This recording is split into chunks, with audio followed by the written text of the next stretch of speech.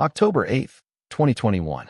2:15 p.m. EST ProPublica drops the secret IRS files. $13 billion in wealth increase.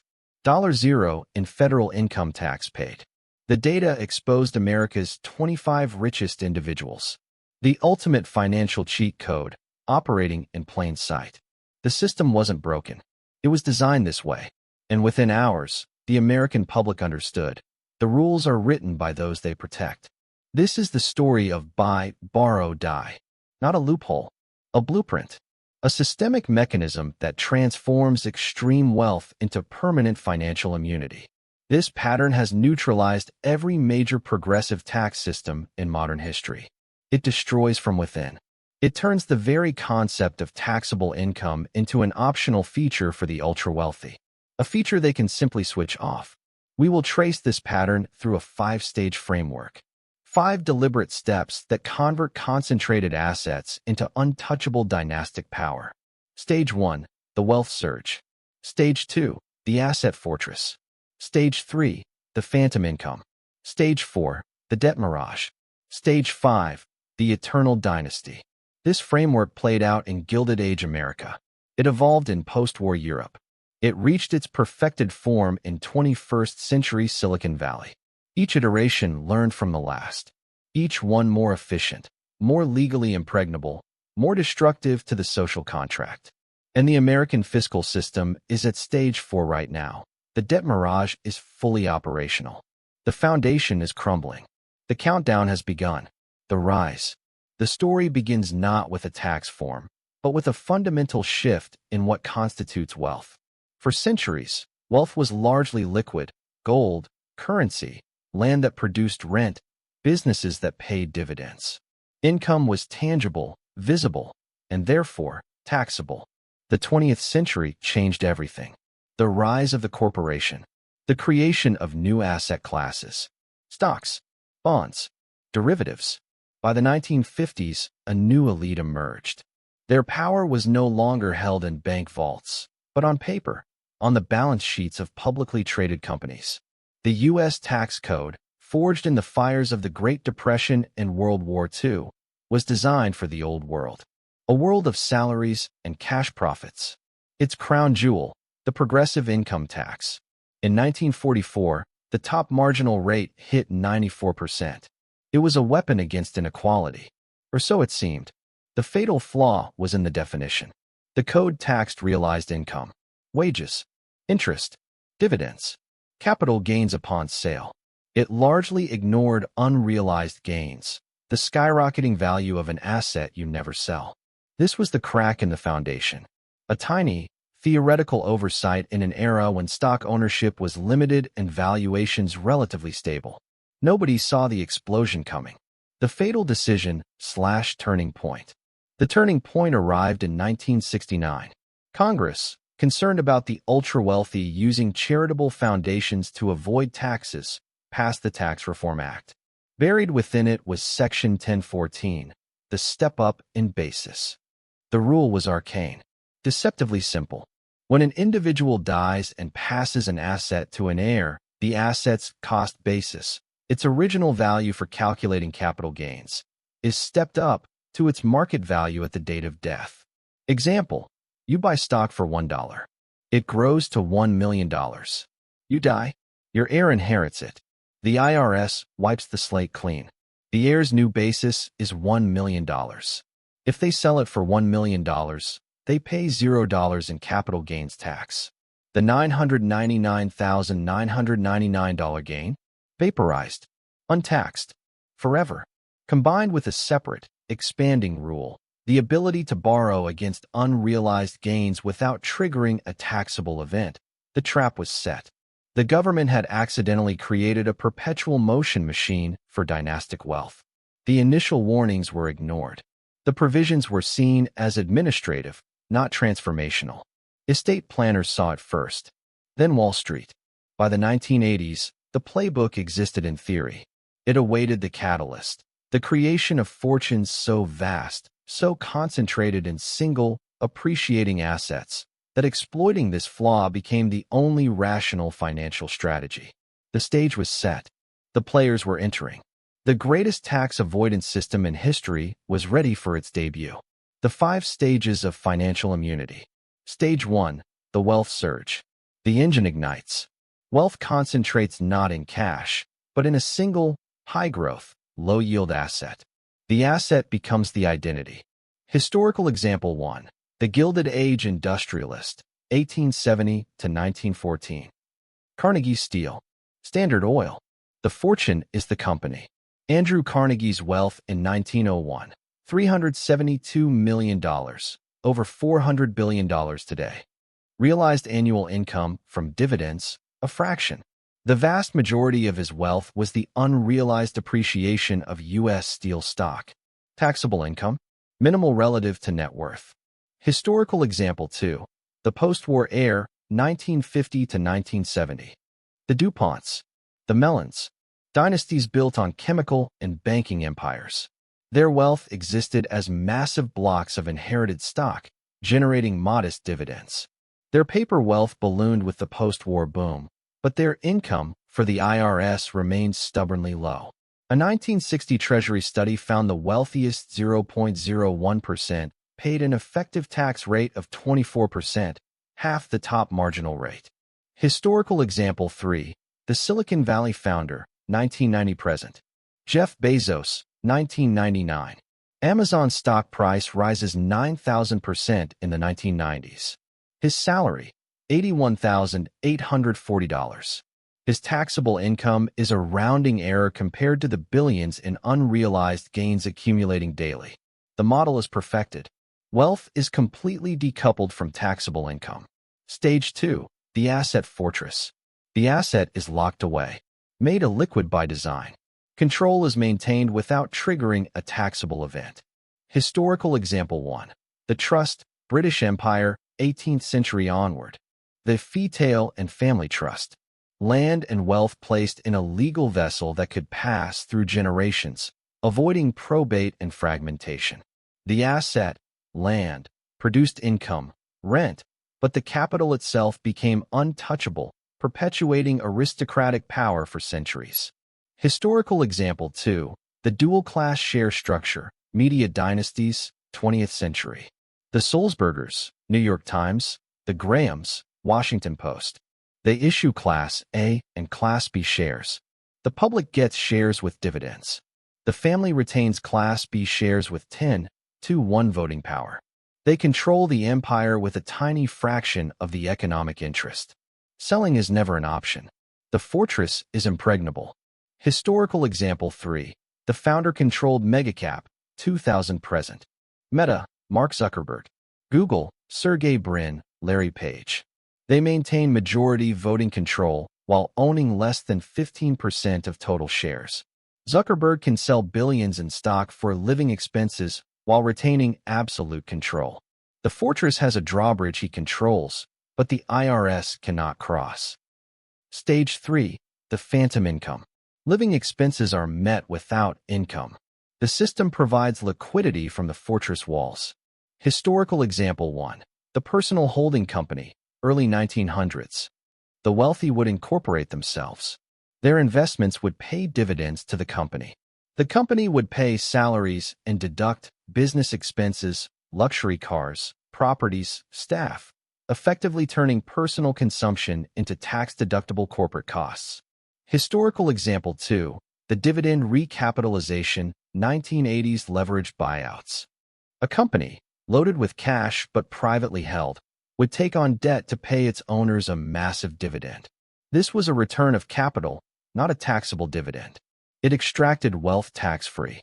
The debt was then serviced by the company, with interest payments that were tax-deductible. Historical example 3. The securities-based line of credit, 21st century standard. The modern tool.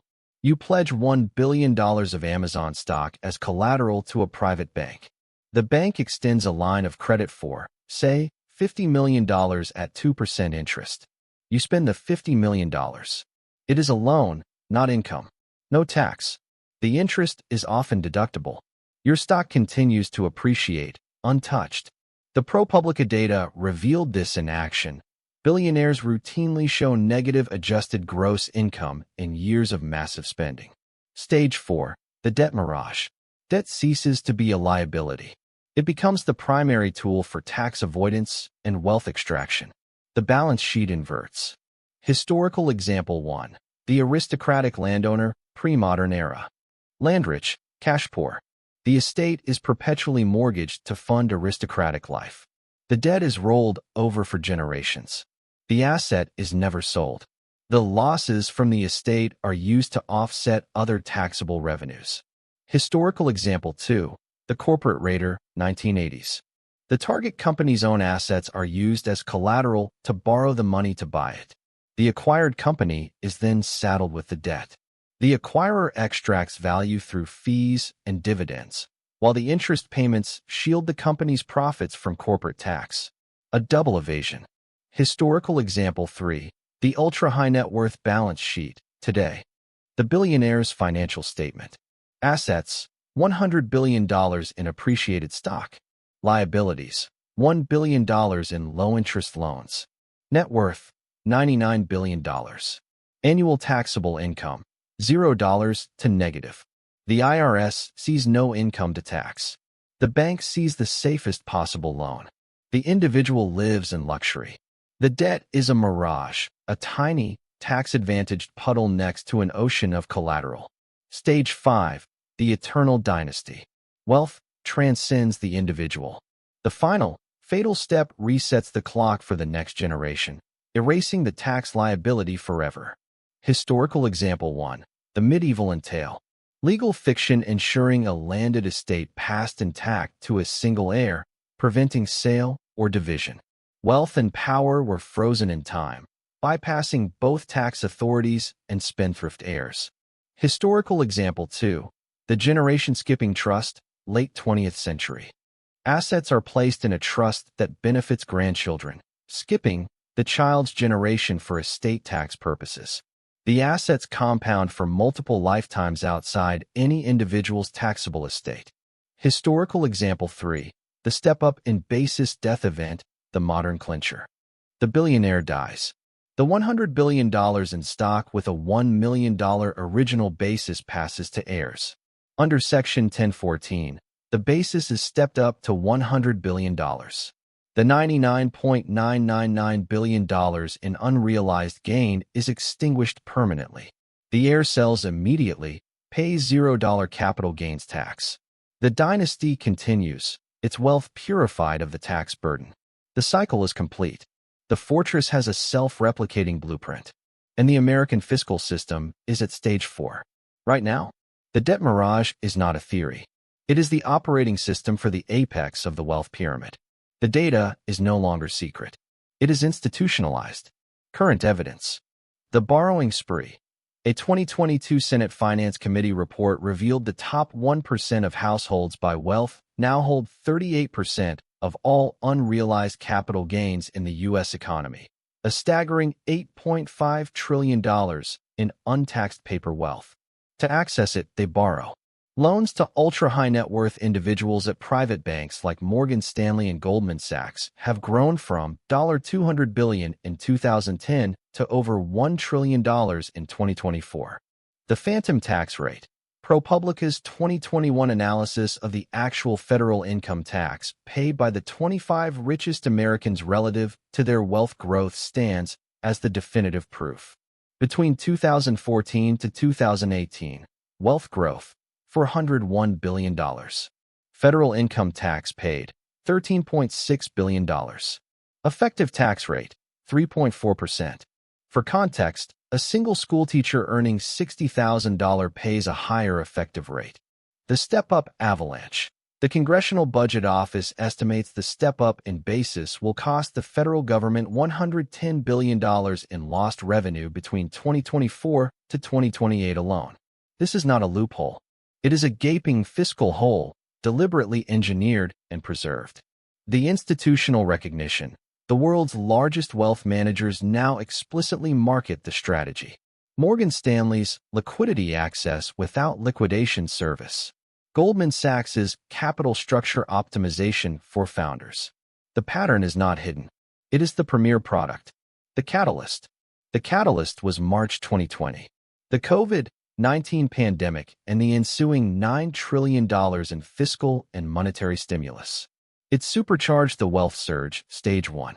The S&P 500, after a brief crash, soared over 100% from its March 2020 lows to late 2023. Tech stocks, where founder wealth is most concentrated, did even better. Elon Musk's net worth increased by over $200 billion in 24 months. But more importantly, it cemented the debt mirage. The Federal Reserve slashed rates to zero. Borrowing against securities became almost free. The spread between portfolio appreciation, 8 to 20% annually, and loan interest, 1 to 3%, became a massive, risk-free arbitrage for anyone with enough collateral. Every family office, every private banker, every Fortune 500 CFO looked at the numbers and realized the same thing. Selling is for suckers. Realization is for the middle class. The elite path is now clear, simple, and mathematically inevitable. Buy, borrow, never die, or, if you must die, do so with your basis reset. Stage 4 indicators. The system under stress. The indicators are flashing red across the board. Federal tax revenue composition, 1960 versus 2024 corporate tax then, 23% of revenue. Now, 10%. Payroll taxes, which hit wages, not wealth, then 12%. Now, 35%. The burden has visibly shifted from concentrated capital to labor. The buy, borrow, die trade volume. The market for pre-borrowing against expected IPO wealth, where founders borrow against private shares years before a public offering, has grown tenfold since 2015. The tax-free extraction begins before the public can even buy a single share. Realized versus unrealized gains as percent of GDP. 2023 total realized capital gains reported to the IRS, $1.2 trillion. Estimated total unrealized gains accrued in the same year, $8-10 trillion. The taxable event captures only a fraction of the economic gain. Megatrust formation. The creation of dynasty trusts in no-income tax states like South Dakota and Nevada has exploded. South Dakota now holds over $1 trillion in trust assets, largely from out-of-state dynasties seeking permanence and opacity. These are legal structures designed explicitly for Stage 5, built decades in advance. The political impasse. Any legislative proposal to tax unrealized gains or reform the stepped-up basis meets immediate, overwhelming opposition not just from lobbyists, but from a donor class whose entire financial architecture depends on its preservation. The system is now self-reinforcing at a political level. The pattern is complete. The historical precedents have converged into a single, dominant model. The fortress is built. The drawbridge is up. The moat is filled with debt. And the heirs are waiting for the final, tax-erasing reset. Consequences and timeline. The collapse of consent. What this means. This is not merely a tax avoidance scheme. It is a systemic rewiring of society's foundational bargain. That contribution is proportional to capacity. The consequences are not just fiscal. They are societal, political, and ultimately historical. For winners, the perpetual aristocracy. The winners are the dynastic holders of concentrated, appreciating capital. Their wealth becomes self-perpetuating, protected from the three great wealth destroyers: tax, inflation, they own inflation hedge assets, and prodigal heirs, controlled by trusts. The enabler economy. Private bankers, elite law firms, family office managers, and trust administrators become a new priestly class. Their sole profession, maintaining the machinery of financial immunity. South Dakota trust officers are the new Swiss bankers. The asset class itself. Certain assets become tax-advantaged by structure. Founders will increasingly choose corporate structures that prioritize control and unrealized appreciation over dividends. The market will overvalue companies that facilitate this pattern, creating a feedback loop of inequality. For losers, the professional class, high-earning doctors, lawyers, and engineers paying 35 to 50% effective rates on wages become the system's primary funders. They bear the increasing burden of funding the state that protects the untaxed fortunes of their ultimate clients and employers. The social contract, public faith in the legitimacy of the tax system, and by extension, the government it funds, collapses. Compliance erodes. The IRS, defunded and outgunned, shifts its focus to auditing wage earners where the paperwork is simple and the yield is guaranteed. A 2022 study found the audit rate for taxpayers earning over $1 million fell by 71% from 2010 to 2019, while the audit rate for earned income tax credit claimants, the working poor, remained 5 times higher. The fiscal basis of the state. The government is systematically deprived of revenue from the fastest-growing segment of the economy, capital. It is forced to choose between perpetual deficit spending, inflating away its debts, which further enriches asset holders, or austerity that cripples public investment. There are no good options. Projected timeline. Based on the historical patterns of Rome's landed patricians, the tax-farming aristocracy of pre-revolutionary France, and the Gilded Age barons, the sequence is predictable. 2025 to 2030, legal entrenchment and political defense. The buy, borrow, die framework becomes further codified. States compete to offer more powerful dynasty trust laws. Supreme Court challenges, funded by ideological and financial coalitions, strike down any nascent wealth tax as a direct tax, unconstitutional under Article 1. The political system polarizes into explicit camps, one seeking to preserve the capital immunity system, the other demanding its demolition. Revenue shortfalls are papered over with more debt. 2030 to 2035, the crisis of legitimacy. A market correction or recession exposes the fragility of the debt mirage. As asset values dip, margin calls threaten the ultra-wealthy. Political pressure forces a choice. Massive public bailouts of the collateralized loan system, a bailout for billionaires, or a cascading collapse of credit. Either outcome shatters remaining public trust. Tax evasion moves from the elite to the upper middle class as a form of protest. The IRS's capacity collapses. 2035 to 2050, systemic reformation or collapse. History shows this pattern ends in one of two ways. Reformation by crisis, a political movement, empowered by widespread anger, forces a radical rewriting of the tax code. This happened in 1913, 16th Amendment, income tax, 1935, New Deal taxes, and 1986, Tax Reform Act. It is violent, disruptive, and often includes a one-time wealth levy or the wholesale elimination of foundations, stepped-up basis, and non-recourse lending. Collapse of the state. The revenue base erodes so completely that the federal government can no longer function as a unitary entity.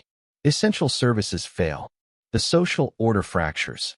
The wealthy retreat into privatized security, healthcare, and education. The United States ceases to be a cohesive fiscal polity. The bottom line. The pattern is clear. Every historical society that allowed its wealthiest class to opt out of financing the state has followed the same arc. Rising inequality, declining state capacity, eroded social cohesion, and eventual crisis. The buy, borrow, die strategy is not smart accounting. It is the canary in the coal mine of Republican governance. It proves that the legal and financial engineering of the elite has outpaced the taxing authority of the democracy. The question is no longer if this system will cause a major fiscal and social crisis. The data confirms it already is. The only remaining question is how it ends, through deliberate, difficult reform, or through catastrophic, historical-scale failure. The timeline? The historical precedent from entrenched financial immunity to systemic crisis ranges from 20 to 40 years. We are already a decade into that countdown. Disclaimer: this documentary is for educational and informational purposes only. It presents historical analysis, opinions, and interpretations based on publicly available sources, including IRS data, congressional reports, and academic research. It is not financial advice, tax advice, legal advice, political advice, or a prediction of future events. All historical comparisons and references to modern individuals, corporations, or governments are theoretical frameworks for analysis and should not be interpreted as accusations of illegality. The buy, borrow, die strategy, as discussed, operates within the current legal and regulatory system. The future projections and timelines presented are speculative models based on historical patterns, not certainties. Economic and political systems are complex, and numerous unpredictable variables can alter their trajectories. Viewers are strongly encouraged to conduct their own research from primary sources, consult with qualified professionals regarding their personal financial and tax situations, and draw their own informed conclusions.